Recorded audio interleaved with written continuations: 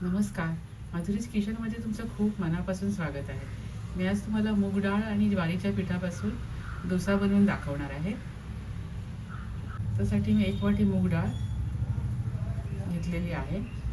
मूग डाळ मी स्वच्छ धुवून 1-2 तास पाण्यात भिजत ठेवली होती. बघा अशा प्रकारे झाली. आता आपण ही वाटून घेऊया. हे सारं अर्धी वाटी पाणी घालून मिक्सरमधनं वाटून घेते. हे मिक्सरमधनं वाटून घेतलं. एकदम बारीक वाटून घ्यायचं. आता यामध्ये आपण ज्वारीचं पीठ घालूया आणि एकदा मिक्सरमधनं फिरवून घेऊया. पण आपण एका भांड्यामध्ये ओतून घेऊया. थोडं मीठ घालूया आणि मिक्स करून घेऊया.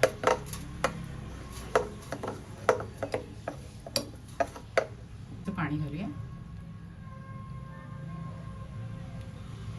मिश्रण 10 मिनिटांसाठी बाजूला ठेवूया. त्यावर आपण छानशी चटणी करून घेऊया. शेंगदाणे मुठभर, मिरची, कढीपत्ता, लसूण आणि थोडं जिरं घालणार आहे. चटणी इथे तयार आहे. तवा गरम झाला आहे. तवा आपण पुसून घेऊया आणि यावर आपलं बॅटर घालूया. बॅटर आपलं छान झालं आहे.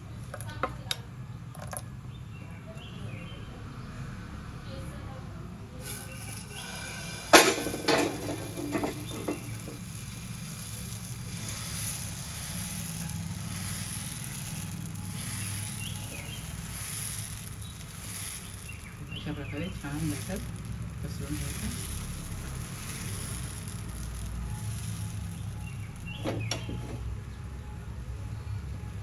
यावर थोडं आपण तेल घालूया.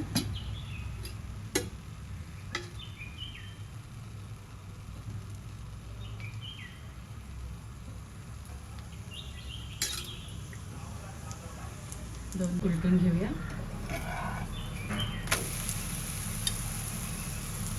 शेकून झालाय, आपण काढून घेऊया. मस्त झालाय ना. अशा प्रकारे सर्व डोसे मी करून घेते.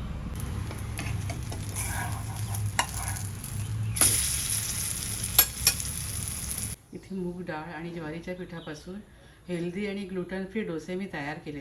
तुम्ही सुद्धा अशा प्रकारे छान डोसे करून खात राहा, आनंदी राहा, स्वतःची काळजी घ्या आणि माझे व्हिडिओ पाहत राहा.